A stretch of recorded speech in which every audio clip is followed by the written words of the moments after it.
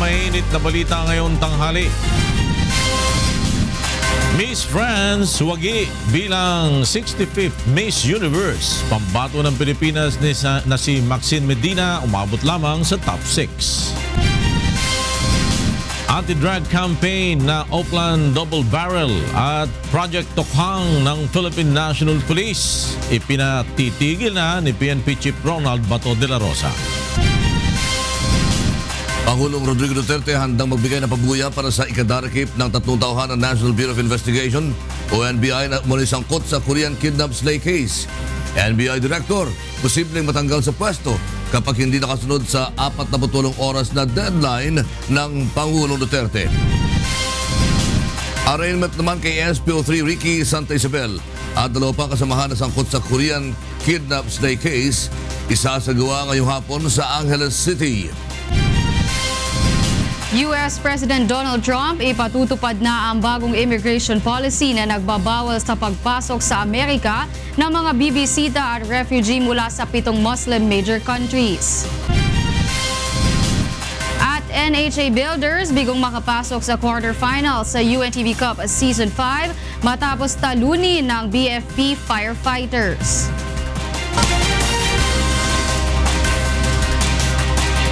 Magandang tanghali, tinulungan ng UNTV News and Rescue Team ang mag-asawang sugatan matapos bumangga sa poste ang sinasakyang motorsiklo sa Balagtas, Bulacan.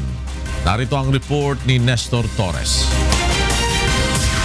Sa loob na ng police patrol na abutan ng UNTV News and Rescue Team ang mag-asawa na sugatan matapos maaksidente sa Barangay Burol First, Balagtas, Bulacan kaninang madaling araw. Agad namang nilapatan ng pangunang lunas ng grupo ang dalawa na kinilalang sina Rodrigo Magtana, 30 anyos at Jennifer Reyes, 29 anyos, residente ng Barangay Wawa, Balagtas, Bulacan. Nagtamo ng sugat at gasgas sa iba't ibang parte ng katawan ang mga biktima matapos sumemplang. Ayon kay Rodrigo, pauwi na sana sila ng bahay at binabaybay ang MacArthur Highway nang bigla siyang mapuwing at mawalan ng kontrol sa motorsiklo. Mabagal lang naman takbo namin, siguro 40 lang. Napapikit ako, napuwing ako tumama ako sa poste. Tumba kami. Nagpasalamat naman ang mga pulis sa ginawang tulong ng UNTV. Malaking bagay po kasi bali katulong namin. Hindi naman kami lahat knowledgeable sa mga ganitong sitwasyon. Kaya malaki po natutulong lalo na sa medical assistance po ng UNTV po. Nestor Torres, UNTV News and Rescue, Bulacan. Narespondihan rin ng UNTV News and Rescue ang 3 lalaking nasugatan sa aksidente sa motorsiklo sa Cagayan de Oro nitong Sabado na madaling araw.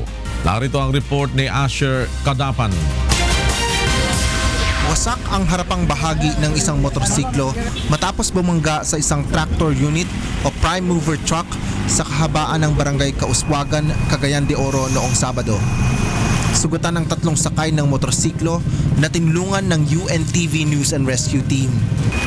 Kinilala ang mga biktima na sina Jomart Pateño, Jasper Tan at Alger Terador. Kwento ng mga ito, pauwi na silang magkakaibigan galing sa isang kasiyahan ng mabangga sa papalikong truck. Aminado naman ng mga ito na mabilis ang takbo ng sinasakyang motorsiklo. Samantala, matapos mabigyan ng pangunang lunas, ay dinala ang 3 sa malapit na ospital. Kasama ang Cagayan de Oro News Team, Asher Kadapan Jr., UNTV News and Rescue, Philippines. Si Miss France Iris Mitinar ang nagwagi sa katatapos lamang na Miss Universe Beauty Pageant sa Mall of Asia Arena. Si Miss Haiti ang first runner-up habang si Miss Colombia naman ang second runner-up. Ang pambato naman ng Pilipinas na si Maxine Medina ay napabilang lamang sa top 6. Si Miss France, 23 taong gulang ay isang dental student. Sa pre-pageant kabilang si Miss France sa paboritong mananalo kasama sina Miss Philippines, Miss Thailand, Indonesia, Colombia at Miss Haiti. As expected, marami mga taga-probinsya ang nalungkot matapos na mabigo makapasok si Maxine Medina sa top 3 ng Miss Universe na pinanalunan ni Miss France. Mula sa Pasay City, may report si Aiko Miguel live. Aiko. Magandang tanghali, Lakay. Mas lalong lungkot at pagkadismaya ang naramdaman ng mga audience mula sa mga probinsya na naghihintay dito sa labas ng MOA Arena dahil hindi nga nakasama sa top 3 si Miss Philippines Maxine Medina. Karamihan ng mga ito ay mula pa sa iba't ibang probinsya gaya ng Cavite, Bulacan at Cebu. Alas 4 pa lang ng umaga ay nakaabang na ang mga ito at umasa kung may monitor sa harap ng MOA o Arena upang sila ay makapanood. Bagaman nalungkot naman ang mga ito ay nakakatuwa na rin anya na makasama naman si Miss Philippines sa top 6. Ayon naman sa ilang personalidad, Lakay, na nanood ng Miss Universe 2016, gaya ni Miss Alice Dixon, mas maigi umano kung ginamit na lang ni Miss Philippines ang wikang Tagalog sa pagsagot sa Q&A upang mas naipahayag niya ng maayos ang kanyang sagot. Ayon naman kay Manila Mayor Joseph Estrada at actor Cesar Montano, isang karangalan na dito sa Pilipinas ganapin ang Miss Universe 2016. Paraan din nila ito na ma-promote ang turismo sa bansa dahil napakadami ang dumating sa bansa na foreigner upang manood ng Miss Universe 2016. Lakay, punong-puno pa rin ng mga tao at audience dito sa labas ng MOA Arena at sila ay lahat nag-aabang para sa pagrampa naman palabas ni Miss Universe 2016 at Miss Trans. Yan muna ang latest live. Balik sa'yo, Lakay. Maraming salamat, Aiko Miguel. Nag-uulat live mula sa Pasay City. Nakatakda naman mamayang hapon ng arraignment sa Angeles Regional Trial Court ni SPO3 Ricky Santa Isabel at dalawang kasamahan nito sa kasong pagpatay sa Korean businessman na si D.G. Ik Chu. Mula sa Pampanga, may report si Joshua Antonio. Iva. Joshua. Kasi kayo magandang tanghali, alauna, medyo mamayang hapon ay nakatagda ang arraignment dito sa Angeles City Regional Trial Court ng mga suspect sa G.I.C.J. kidnap slay case. Kinasasangkutan sa gitna slay case sina SPO3 Ricky Santa Isabel, SPO4 Roy Villegas at si Ramon Yalong. Ayon kay Superintendent Dennis Wagad, ang legal officer ng PNP Anti-Kidnapping Group, bago ang nakatagdang oras ng arraignment ay pupunta na sila rito na kung saan ay bantay sarado ng miyembro ng PNP AKG. Una nang itinanggi ni Santa Isabel na hindi siya mastermind sa insidente at si Dumlao ang itinuturong mastermind nito. Matandaan noong nakarang linggo ay dinala dito sa Angeles City sina Santa Isabel at Villegas upang ibalik ang kopya ng warrant of arrest na kung saan ay nagdesisyon ang judge ng Branch 58 na manatili ang mga ito sa kustodiya ng Camp Crame. Samantala si Yalong naman ay manggagaling sa Angeles City Jail matapos itong ikulong noong nakarang linggo. At yan muna ang balita mula dito sa Angeles City, Pampanga. Balik niya sa studio, Lakay. Maraming salamat, Joshua Antonio. Nag-uulat mula sa Pampanga. Binigyan ni Pangulong Rodrigo Duterte ng 48 oras ang National Bureau of Investigation para dakpin ang mga suspect sa South Korean kidnap slay case. Magbibigay din ang Pangulo ng 1 milyong pisong pabuya sa makapagtuturo sa mga NBI asset na sangkot sa pagdukot at pagpatay kay G.I.Q. May report si Rosalie Coz.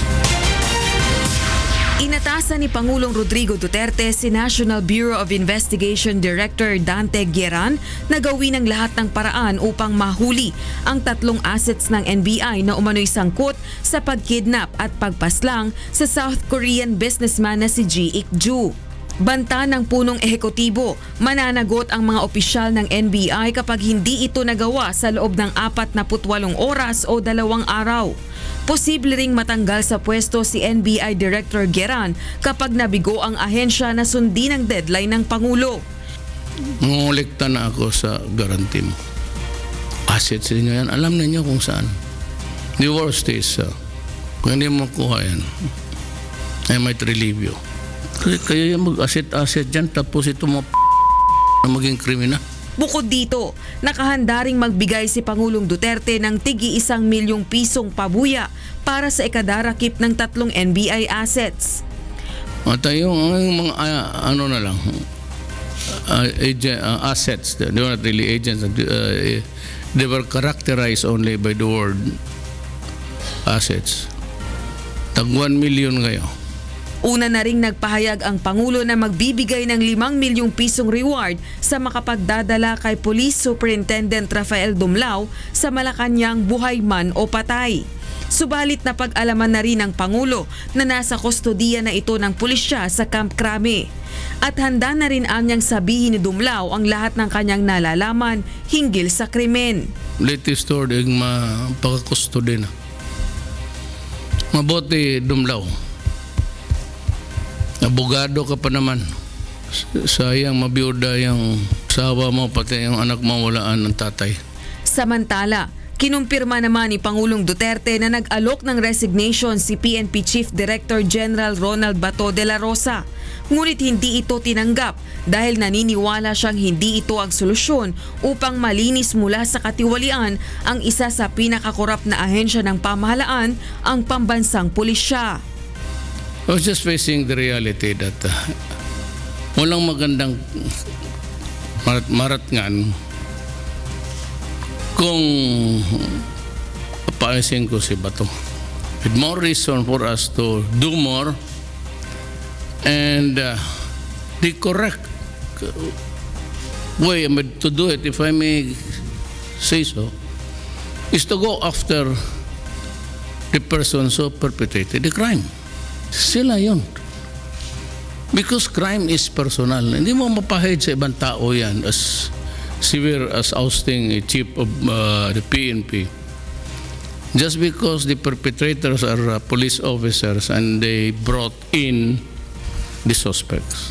Rosa Licoz, UNTV News and Rescue, Malacanang. Makikipagpulong si Pangulong Rodrigo Duterte sa byuda ni Jake Ju sa Malacanang mamayang hapon. At mula sa Malacanang, nagbabalik si Rosa Licoz live. Go ahead, Rosalie. Pero umaga, Wayla, alas 2 mamayang hapon, may courtesy call kay Pangulong Rodrigo Duterte ang ginang ng South Korean kidnapped slave victim na si Ms. Choi Kyung-jin. Kasama nito ang South Korean ambassador to the Philippines. Una nang ipinangako ni Pangulong Duterte sa South Korean government na mananagot ang mga tiwaling tauhan ng pulisya na sangkot sa kidnapped slave case at hindi makakalusot sa mga kakaharapin nitong kaso at parusa. Mayroon ding pagpupulong si Pangulong Duterte sa National Anti-Poverty Commission. Pagsapit naman ng alas 4 ng hapon, ipisanin niya ang Legislative Executive Development Advisory Council o LEDAC at ilan sa mga inaasahang pag-usapan ay ang pagpapasa ng panukalang tax reform package at national ID system. Ang LEDAC ang nagsisilbing consultative at advisory body ng Pangulo para sa mga isinusulong na programa at polisiyang pang-ekonomiya ng Pilipinas. Wayla. Maraming salamat sa iyo, Rosa Licoz, live mula sa Malacanang. Ipinatigil muna ni Philippine National Police Chief Ronald Bato de la Rosa ang dalawang pangunahing programa sa illegal drugs ng pamahalaan na Oplan Double Barrel at Project Tokhang. At mula sa Camp Crame, may report si Leia Ilagan live. Go ahead, Leia. Magandang tanghali sa Iwayla. Simula nga ngayong araw ay hindi na mag-ooperate ang Philippine National Police laban sa ipinagbabawal na gamot. Ito'y matapos na buwagin ni PNP Chief Police Director General Ronald Bato de la Rosa sa utos naman ni Pangulong Rodrigo Duterte ang lahat ng anti-drug unit ng pambansang pulisya. Ayon kay Chief PNP, nanghihinayang siya sa matagumpay na kampanya ng pamahalaan laban sa ipinagbabawal na gamot na ngayon ay nasa 70% na. Kabilang sa bubuwagin ang Anti-Illegal Drugs Group na pangunahing unit ng PNP na nag-ooperate sa mga high-value targets na sangkot sa ipinagbabawal na gamot. At ito rin ang unit naman na mga pulis na suspect sa Jake Ju kidnap slay case. Sinabi ni Bato na sa halip na war on illegal drugs ay war on police scalawags ang kanilang uunahin at ang paglilinis sa kanilang hanay upang maging mas epektibo ang kanilang kampanya laban sa illegal na droga. Mensahe naman ni Chief PNP sa mga drug lords, pansamantala lamang ang pagtigil nila sa operasyon laban sa illegal drugs at dire-diretso naman ang kanilang kampanya laban sa kriminalidad. Paalala pa ngayon ni Chief PNP, mayroon pa namang PIDEA na siyang magsasagawa ng mga operasyon laban sa mga high-value targets. Balik sa iyo, Wayla. Maraming salamat sa iyo, Leia Ilagan, live mula sa Camp Crame. Samantala, matapos buwagin ang anti-illegal drugs units ng PNP, tututukan naman ngayon ang paglilinis sa hanay ng pulisya. At mula pa rin sa Camp Crame, may report naman si Grace Casin live. Go ahead, Grace. Magandang tanghali sa iyo, Wayla. Mas magiging mahigpit na nga ang PNP sa kanilang mga tauhan at sa paglilinis ng kanilang hanay upang hindi na raw madagdagan pa ang bilang ng mga tiwaling pulis na nasasangkot sa iba't ibang klase ng krimen.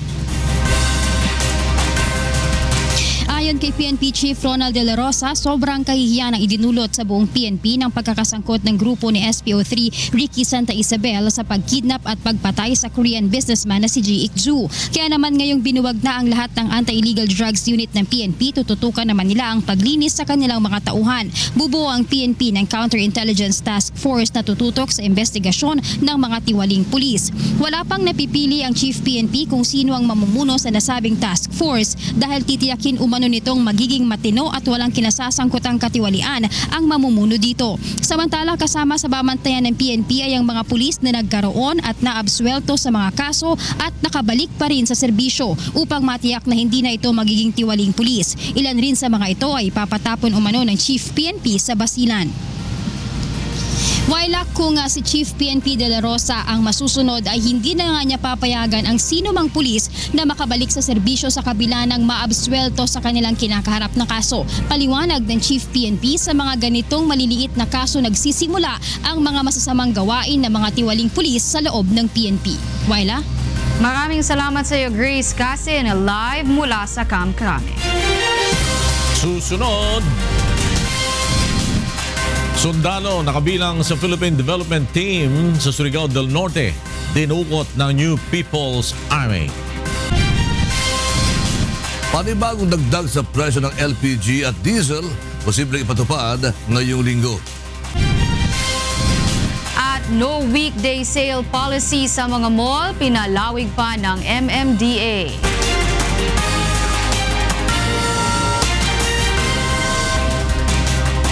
Dinukot kahapon ng New People's Army ang isang sundalo na miyembro ng Philippine Development Team sa Surigao del Norte. Umapila na ang AFP sa NPA na pakawala ng sundalo alang-alang sa pagtatagumpay ng peace talks ng pamahalaan at National Democratic Front of the Philippines o NDFP.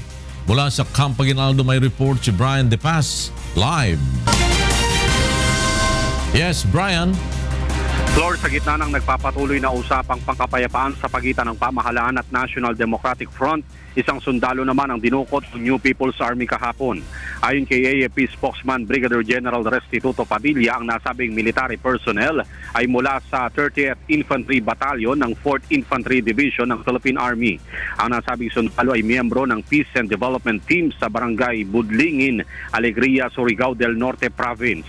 Sa nasabing 15 armadong lalaki ang dumukod sa nasabing sundalo na pawang miyembro ng New People's Army Sandatahang Unit, Propaganda Lumad Front Committee 16, Northeastern Mindanao Regional Committee sa ilalim ng liderato ni Florencio Oliano alias Ricky. Kinilala naman ng sundalo na inabdak na si Private First Class Erwin R. Salan. Kasama ni Salan ang mga youth volunteers na nagsasagawa ng forest cleanup drive sa vicinity ng Lumondo Falls na kilalang tourist destinations na nag-aambag ng economic development sa Barangay Budlingin. Kwento ng isa sa mga kabataan, pagbalik nila sa Barangay Budlingin proper, pina-flag down ng rebelding grupo ang kanilang sasakyan. Agad na kinuha ng mga ito ang sundalo at ginapos ang mga kamay. Umaapila ang AFP sa NPA na pawala na ang nasabing sundalo. Ito'y sa gitna ng umiiral na peace talk at peace process at hindi pa huli ang lahat. Yan muna ang latest. Balik sa iyo, Flor. Brian De Paz, nagulat mula sa Camp Aguinaldo. Patuloy ang isinasagawang pursuit operation ng militar laban sa sinasabing leader ng Islamic State militant na sa Pilipinas na si Abu Sayyaf Senior Leader Isnilon Hapilon. Narito ang report ni Leslie Longboen. Abu Sayyaf leader na si Isnilon Hapilon umano ang top honcho o pinuno ng Islamic State sa Pilipinas. Ito ang ipinahayag ni Pangulong Rodrigo Duterte sa isang press conference sa Malacanang kagabi. It's a mass insanity. And Hapsilon was already given the blessing to be the leader ng ISIS. But he is now the top honcho of the ISIS dito. Ayon sa Pangulo, nangangamba siya sa banta ng extremism sa bansa na siya ring pinakamatinding problemang kinakaharap ng mundo sa ngayon. The ISIS, sabi nga nila, come hell or high water, they will establish the caliphate. Kaya naman aniya, gagawin ng tropa ng militar ang lahat upang masugpo ang banta ng terorismo sa bansa. I will use the bombs and heavy artillery and all. Kaya bago mo pumasok, yung mamatay dyan, sorry na lang, collateral damage.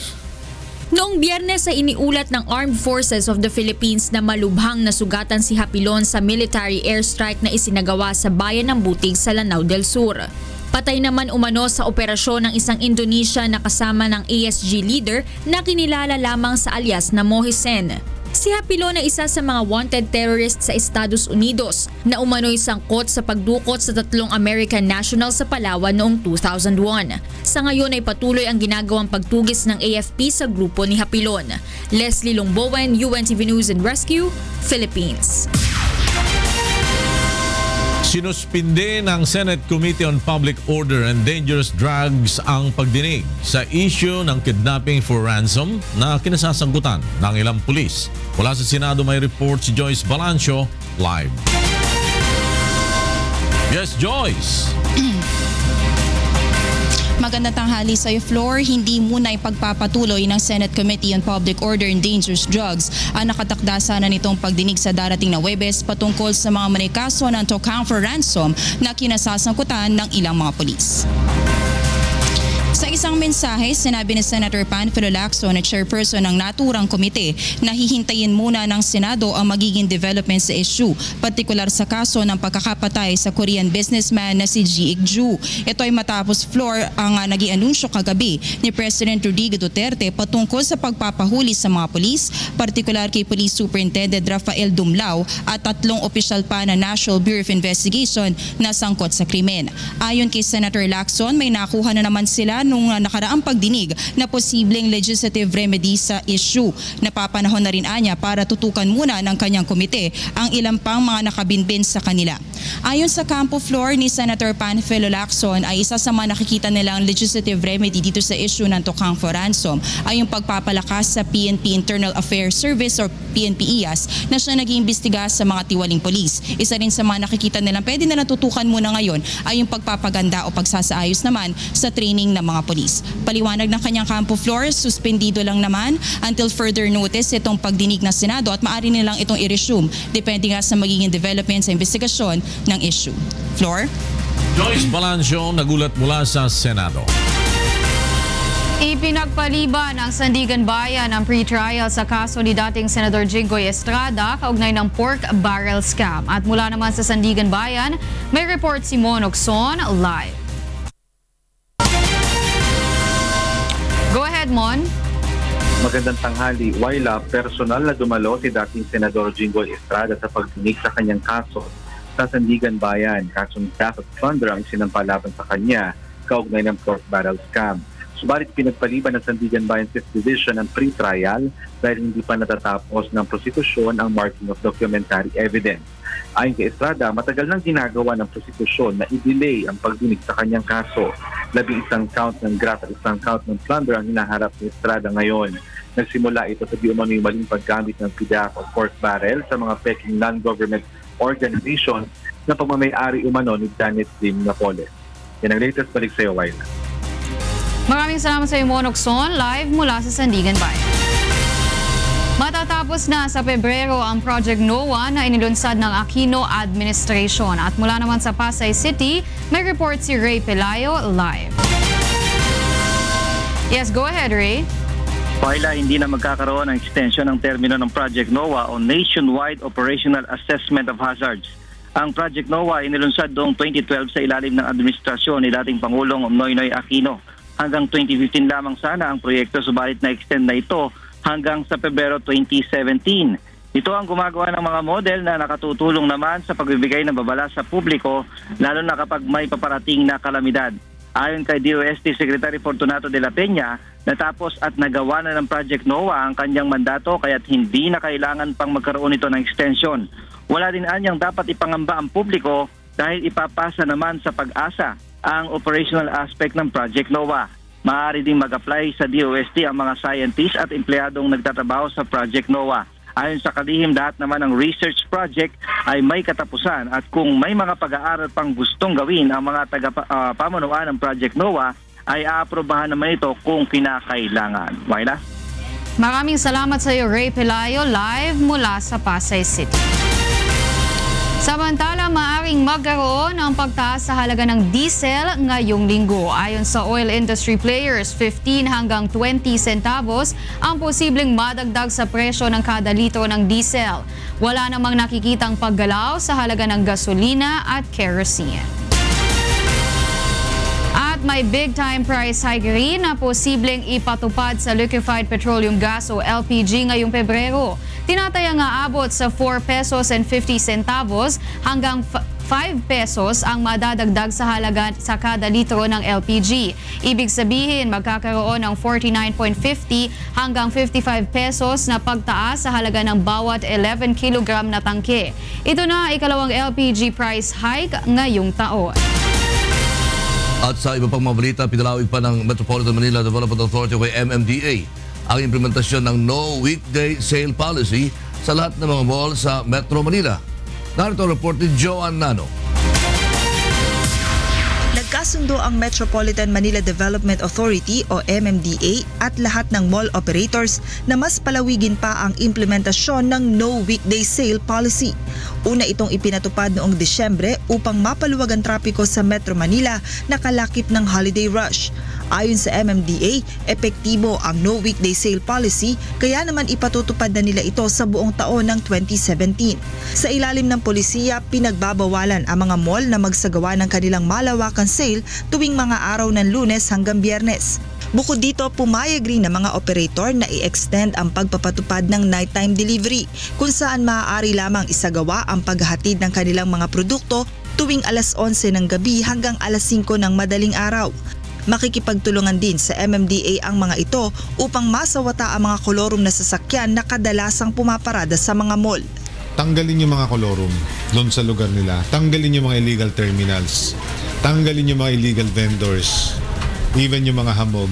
Samantala, isa sa ilalim naman sa traffic management seminar ng MMDA ang kanilang mga security personnel upang magsilbing karagdagang puwersa sa pagmamando ng trapiko sa paligid ng mga mall. We will deputize their security guards. Bibigyan namin ng paniket. They will undergo training and bibigyan namin ng paniket. Para matulungan sila, matulungan din kami. Labis naman ang pasasalamat ng MMDA sa mga mall operators sa kooperasyon at pakikipagtulungan ng mga ito sa pamahalaan upang masolusyonan ang problema sa trapiko. Joanne Nano, UNTV News and Rescue, Makati City. I-inspeksyonin ngayong Merkules ng House Committee on Metro Manila Development ang lugar na pagtatayuan ng Railway Common Station ng MRT3 at LRT1 sa North EDSA, Quezon City. Nito Enero lamang nilagdaan ng memorandum sa Common Station na itatayo sa parking lot na nasa pagitan ng SM North EDSA at Trinoma Mall. Ay kay Committee Chairperson Congressman Winston Castelo, dito madedetermina kung sasang-ayunan o pipigilan ng mga mambabatas ang pamahalaan na ituloy ang napagkasundoang lugar. Tiniyak naman ng komite na ang mga commuter ang pangunahing isasaalang-alang sa pagtatayuan ng Common Station. Makikipagtulungan ng MMDA sa National Bureau of Investigation sa pagpapataw ng mas mabigat na parusa sa mga motoristang nagpaparada o kay magpaparada sa mga no parking zones. Narito ang report ni Joanne Nano. Patuloy na pinaiigting ng Metropolitan Manila Development Authority o MMDA ang kanilang mga isinasagawang hakbang upang matugunan ang problema sa illegal parking sa mga kalsada sa Metro Manila. Isa ito sa mga itinuturong sanhi ng mabigat na trapiko sa ilang lugar sa Kalakhang, Maynila. Kaya naman nakikipag-ugnayan na ang MMDA sa National Bureau of Investigation upang patawan ng mas mabigat na parusa ang mga sumusuway sa patakarang ito. Sakop nito ang mga pabayang motorista na paulit-ulit na naaaktuhang iligal na nagpaparada ng kanilang mga sasakyan. Sa ilalim ng panukala, ang mga driver na hindi makakapagbayad ng multang 500 pesos para sa illegal parking ay isasama sa alarm list ng NBI. Ang intention po ay managot ka, lalo na kung di mo bayaran yung penalties at tinakbuhan mo ba. If you don't pay within the specified period, then kakasuhan ka namin and your name will be, ang request namin sa NBI, lalagay ka namin sa alarm list nila. Habang hindi nababayaran ng driver ang penalty, mananatili ang kanilang mga pangalan sa listahan. Kapag nagkataon, mahihirapan ang mga ito na makakuha ng NBI clearance na isang mahalagang dokumento. Kasi po kailangan talaga natin higpitan at siguraduhin na hindi gawing rason ng mga ating mga may-ari ng illegally parked vehicles na hindi pa naman panahon para magbayad. Yan ang nangyayari. So in the meantime, they will keep on repeating it. They will keep on doing it. Talagang kailangan natin yung spasyo ngayon. We need na maklear lahat ng mga kalye. Yan ay umaabot na sa mahigit 6,000 mga sasakyan ang nato ng Interagency Council simula ng paigtingin ng mga ito ang kampanya laban sa illegal parking noong Agosto. John Nano, UNTV News and Rescue, Makati City. Binuksan na nitong nakaraang Sabado ang rehistrasyon ng mga mag-aaral sa pampublikong paaralan para sa susunod na pasukan. Narito ang report ni Aiko Miguel. January 28 hanggang February 24, 2017 ang itinakdang early registration ng Department of Education para sa mga estudyante. Sakop nito ang mga incoming kindergarten hanggang grade 10 students sa mga pampublikong paaralan. Kaya naman ang ilang mga magulang sinamantala na ito upang maagang maiparehistro ang kanilang anak bago magsimula ang school year 2017-2018. Gaya na lamang sa ilang paaralan sa Quezon City, gaya ng Bagong Pag-asa Elementary School, Ernesto Rondon High School at Ismael Mathay Senior High School. Ayon sa magulang, mas magandang samantalahin ang early registration upang iwas aberya. Mabilis po. Mabilis. Kaso nga lang po, yung syempre pag tulad yan, hindi dala yung mga anak, mas mahirap kasi hindi nila madetect kung marunong na bang bumasa, marunong na bang bumilang, marunong na sumulat. Kasi pagka ganong time na po, marami na pong napapa-enroll po, ay dalawa po yung kasama kong bata. Ayon naman sa grade 11 student na si Jeremiah, paraan niya ito upang makapaghanda pa sa ilang bagay na kailangan para sa susunod na school year. Pag maaga, mas parang hassle-free ka. Wala ka nang iisipin pagdating ng pasukan. Paalala naman ng mga guro, gaya ni Binibining Mercuria Ganaden, isang district supervisor ng elementary school. Maigi rin na maihanda ang mga bata at masanay sa loob ng paaralan upang hindi na magkaroon ng separation anxiety o manibago sa araw ng pasukan. At least alam na kung saan ilalagay yung bata, kung ano ang pangangailangan ng bata. Para hindi na tayo pagpasukan, pasok na kaagad, klase na, hindi yung mag-e-enroll ka pa, sayang po yung oras at panahon. Pag naka-enroll na ang bata, pagdating nila sa oras ng klase, oras na talaga ng klase. Hindi na nagpupumahog, mag-e-enroll, kung saan ilalagay. Ito, alam na saan yung classroom, sino ang teacher, di ba? Alam na po yung section. At least ang bata, wala na yung masyadong iyakan. Maiwasan na yung, di ba, anxiety ng bata. Yun po ang kaibigan. Aiko Miguel, UNTV News and Rescue, Quezon City. Ipinagbawal ni Pangulong Rodrigo Duterte ang paglalagay ng permanenteng military depot sa Pilipinas dahil labag ito sa Visiting Forces Agreement. Narito ang report ni Leslie Longbowen. Nagbabala si Pangulong Rodrigo Duterte sa Estados Unidos, partikular na sa armed forces nito, na itigil na ang pagpapadala ng mga kagamitang pandigma sa iba't ibang bahagi ng bansa, partikular na sa Palawan, Cagayan de Oro City at Pampanga. Ginawa ng Pangulo ang pahayag sa isang press conference sa Malacanang kagabi. I'm serving notice to the armed forces of the United States. Do not do it. I will not allow it. First of all, merong provision doon sa visiting forces. There shall no be permanent facilities. A depot by any other name is a depot. Ayon kay Pangulong Duterte, kung hindi ititigil ng US Armed Forces ang pag-unload ng kanilang mga armas at weaponry nila sa bansa, mapipilitan itong ipawalang bisa ang mga kasunduang militar ng Pilipinas sa Amerika. You do that and I will consider a review and maybe ultimately abrogate, since it is an executive order, abrogate the treaty altogether. Dagdag pa ng Pangulo, ayaw niyang madamay ang Pilipinas kung magkakaroon ng girian ng Amerika sa ibang bansa. That I would not allow my people to needlessly die. That would really, at the end of the day, I would be the worst president kung gamitin ka. Ganun talaga eh. Naghahanap siya ng gulo.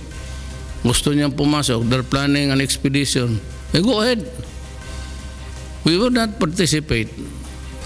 Bukod pa rito, iginiit din ni Pangulong Duterte na pinahahalagahan nito ang commitment niya kay Chinese President Xi Jinping hinggil sa bilateral talks sa maritime disputes sa West Philippine o South China Sea. Kasi ang China ayaw na makikipag-away. And I made a commitment to President Xi Jinping. I made a solemn commitment that we will talk about this arbitral award during my term. When, I really do not know, but during my term. And we will talk hard. Leslie Longbowen, UNTV News and Rescue, Philippines. Kaya naman alamin natin ang mga balita mula sa iba't ibang panig ng Pilipinas. Ihatid ng ating kasangbahay na si Deb Riveral, live mula sa Cebu City. Payong to, Deb. Yes, daghang salamat lakay ug maayong udto sa atong mga kasangbahay. Aniana ang mga balita gikan sa nagkalain-laing dapit sa Pilipinas. Tulo ka importante og naa sa panahon nga issue ang giistoryahan sa gihimong roadshow sa Presidential Communications Office sa Zamboanga City. Kini ang report ni Dante Amento.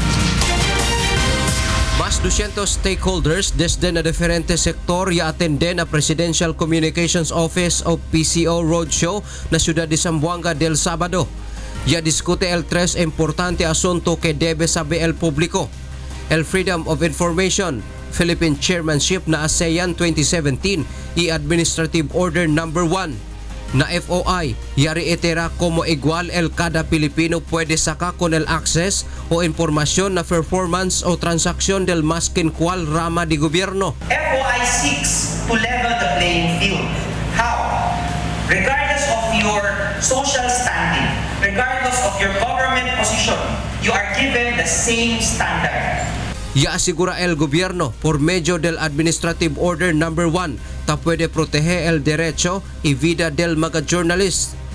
Este por medio con el YACRIA Task Force bajo na AO1, el Presidential Task Force on Media Security. Itong administrasyon na ito ang bukod-tanging administrasyon na naglagda o ng Administrative Order, unang pinirmahan ng Presidente na AO, creating the Presidential Task Force on Media Security.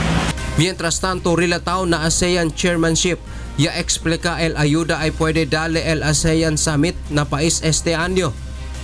El Association of Southeast Asian Nations o ASEAN tiene 10 miembro estado. Because we're looking at all of our cooperation related to integration, ang tinitignan lagi namin dito ay yung harmonization ng ating mga batas. Kasi isa sa mga challenges ngayon ng ASEAN na tinutubunan natin ngayon is to how to harmonize the domestic laws of each country with the regional aspiration.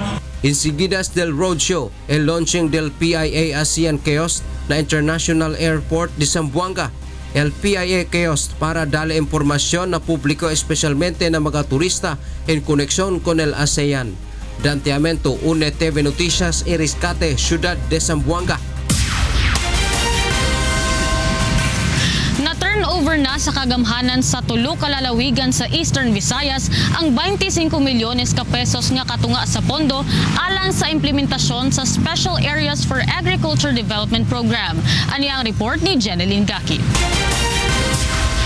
Ginhatag na ang Department of Agriculture hatulong nga probinsyan Samar ani ginsaad hini nga bulig para maibanan ang kakurian ng tulong nga probinsya. Iniina ilaro man Special Areas for Agriculture Development o SAAD program. Halistahan Philippine Statistics Authority o PSA, kaupod ang Western, Northern ngan Eastern Samar, hanapulong nga probinsya inangay matutukan han gobyerno kahitaas an insidentihan kakurian. Tig 50 milyones ka pesos ani gahatag nga pondo ha mga ini pero yan nga 2017, 25 milyones ka pesos laanay an pauna nga igen turnover ha kada probinsya para matikangan na ang livelihood component ha mga beneficiaryo.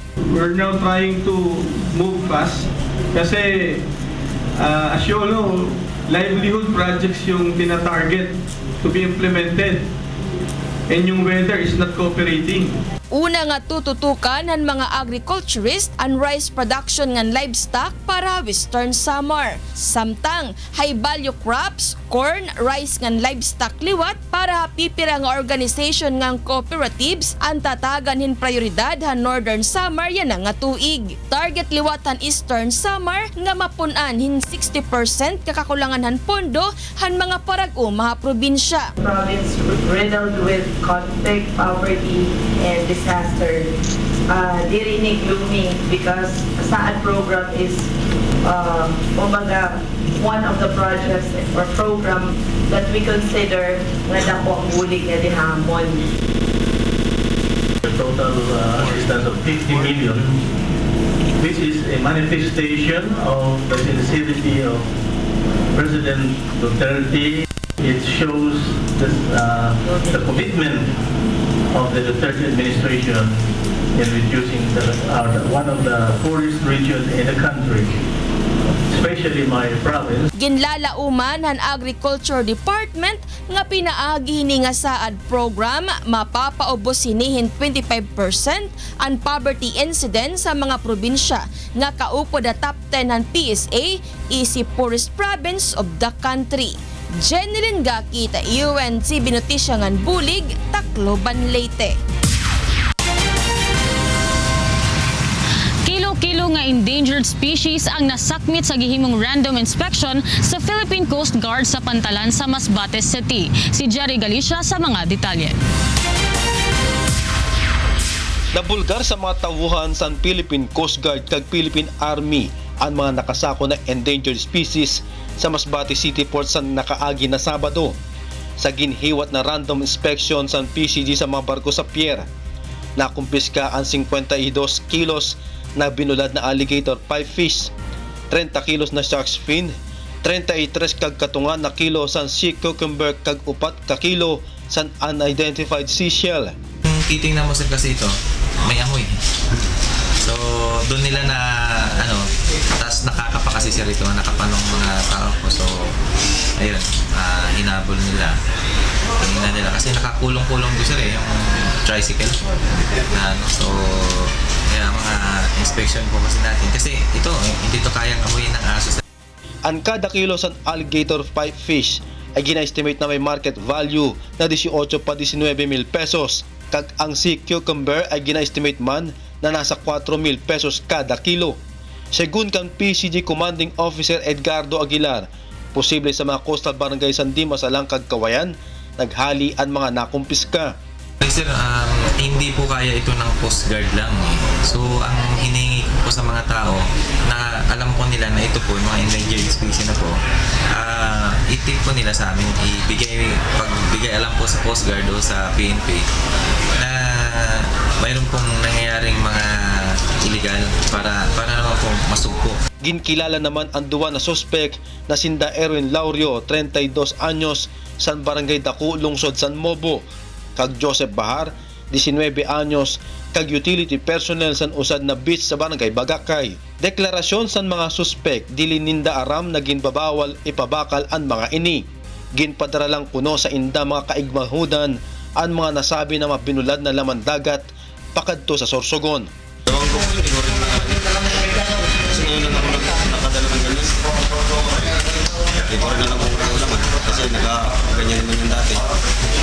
Naka-schedule na kasuhan ang duwa sa Bureau of Fisheries and Aquatic Resources o BFAR sin kaso na paglabag sa RA 10654 o the Philippine Fisheries Code of 1998. Jerry Galicia, UNTV Barita, kag-responde, Masbate. Og kana ang mga balita ang atong gitutukan gawas sa kauluhan. Gikan dinhi sa Cebu City, balik din ha sa inyo lakay. Salamat, Dev Riveral. Susunod, NHA Builders bigong makapasok sa quarterfinals ng UNTV Cup Season 5 matapos talunin ng BFP Firefighters. At libo-libo nagprotesta sa iba't ibang bahagi ng Amerika kontra sa bagong immigration policy ni US President Donald Trump.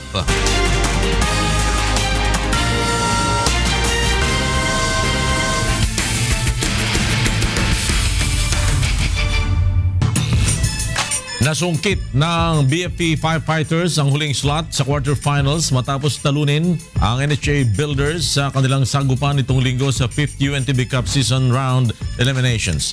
Narito ang report ni Bernard Dadis. Amores, Cartojano. Pasok na sa quarterfinals ng UNTB Cup Season 5 ang BFP Firefighters. Nakuha ng BFP ang huling ticket para sa 4 na kuponan na magsasagupaan sa quarterfinals matapos magwagi kontra NHA Builders kahapon sa score na 80-79 na ginanap sa Pasig City Sports Center. Hindi na pinagbigyan pa ng BFP ang NHA na may pwersa ang do-or-die game at tinapos na ang kampanya ng Builders sa liga ngayong season na may 4-6 win-loss record. Sa tindi ng bakbakan, 7 beses nagkaroon ng deadlock sa last quarter. Last 6.9 seconds, abante pa ng 1 puntos ang NHA, ngunit naipasok ni Gilbert Malabana ng follow-up shot last 1.9 seconds ng ball game.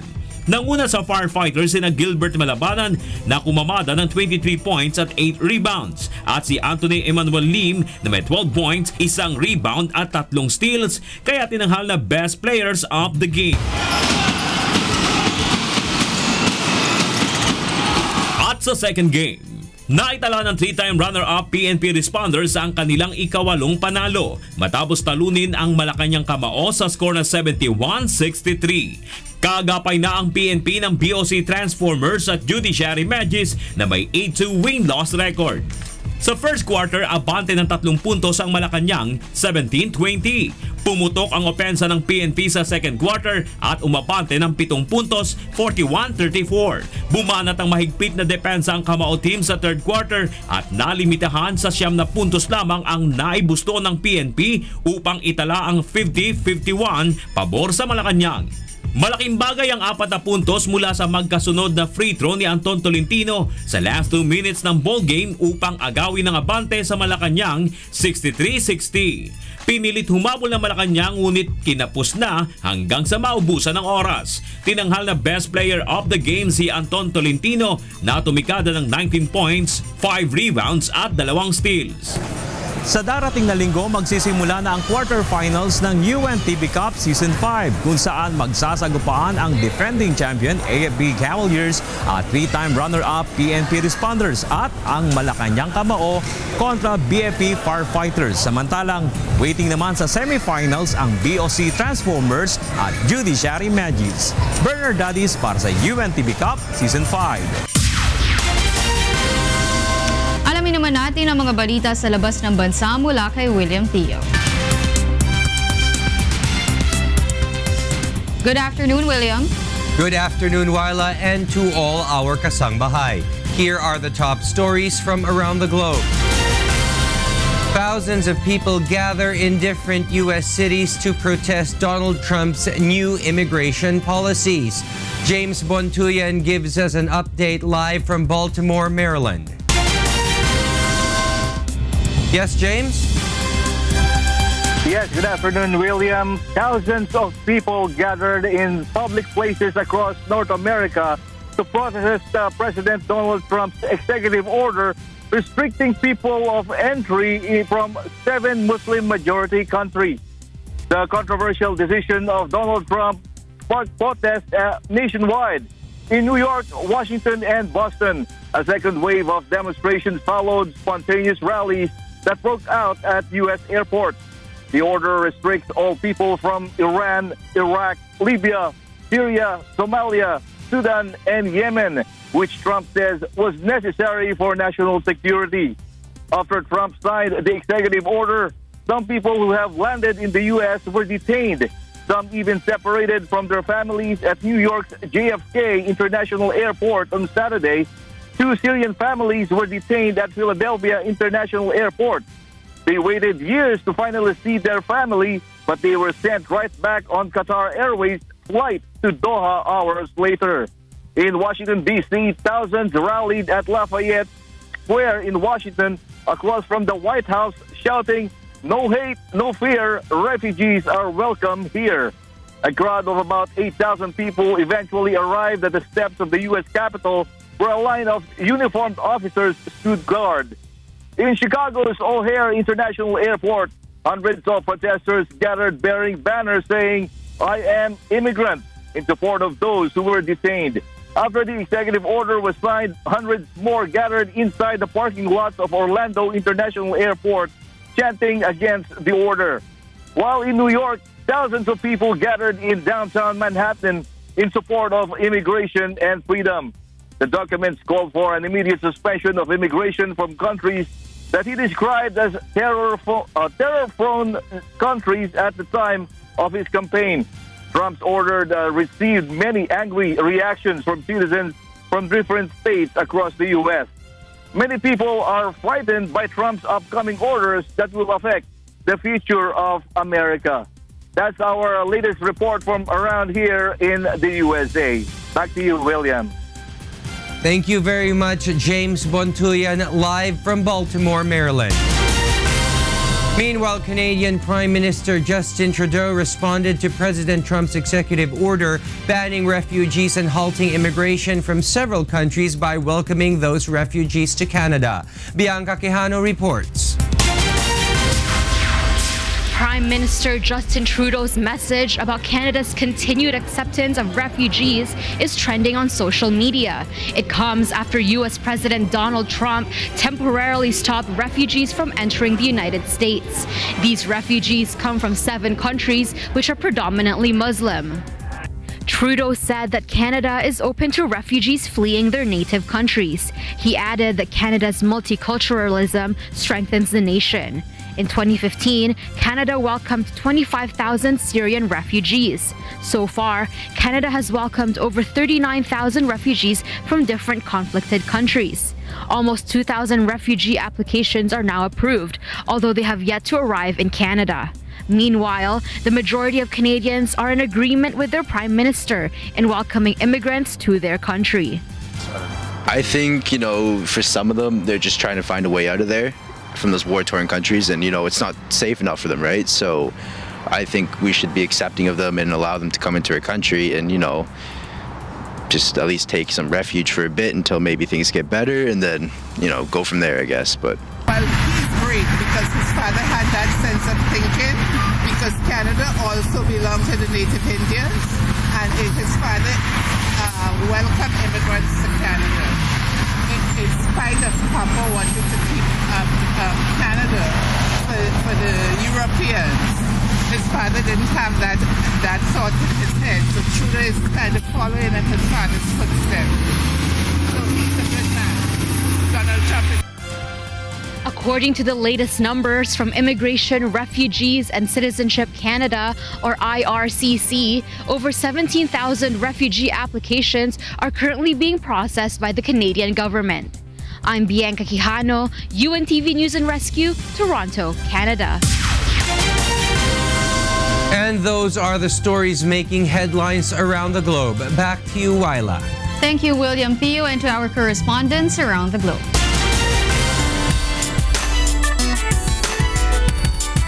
At kaugnay ng katatapos lamang na Miss Universe pageant, kumarap na sa media ang biggest winner na si Miss France para sa kanyang unang press conference bilang 65th Miss Universe. Mula sa Pasay City, may report si Rina Villamor, Camera Live. Yes, Rina. Magandang tanghali sa iyo, Lakay. Matapos nga ang ilang araw na pre-pageant at rehearsals, itinanghal na nga na 65th Miss Universe Queen si Miss France Iris Metenare. Si Metenare ay 23 years old na isang dentistry student na nakakuha ng pinakamat at second runner-up naman si Miss Colombia Andrea Tovar. At bagamat nakaabot lamang sa top 6 ang pambato ng Pilipinas na si Maxine Medina, patuloy pa rin ang pag-cheer sa kanya ng mga Pilipino dahil sa outstanding performance na ipinakita nito. Ilan pa sa mga nakatanggap ng parangal ay si Miss Myanmar na nakakuha ang itinanghal na Best in National Costume.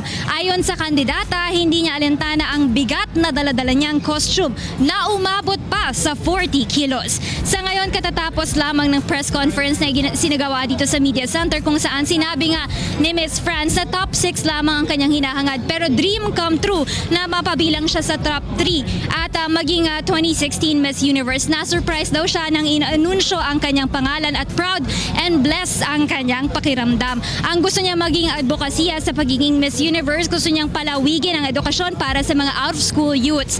Nagkomento din siya patungkol sa translator na hindi daw tama ang pagkakatranslate sa kanyang sagot pero sagot naman ni Iris na magaling sa kanyang palagay ang kanyang translator at nasabi ang mga gusto niyang sabihin. Nagpasalamat din siya dun sa mga tao dito sa Media Center at gusto niya ngang maging mabuting Miss Universe at sumunod sa yapak ni Pia Wurtzbach. Matapos nga ang 64 na taon, ito pa lamang yung pangalawang beses na manalo ang bansang France sa Miss Universe pageant, una noong 1953 kay Christian Martel. Lakay, mamayang gabi naman isang dinner naman ang hinanda para dun sa ating 86 candidates ng 65th Miss Universe para rin i-celebrate itong pagkawagi nga ni Miss France Iris Metenare sa Okada, Manila. Magsisimula yan mamayang alas 7 ng gabi. At yan muna ang latest mula dito sa Media Center sa Mall of Asia Arena dito sa Pasay City. Balik sa inyo dyan, Lakay. Maraming salamat, Rina Villamor, Camera mula sa Pasay City. Ang mga balitang aming tinutukan at inaksyonan. Dahil sa aming pagbabalita, una ang pagkalinga sa kapwa. UNTVC News, may balita sa anumang panig ng daigdig. Magandang tanghali.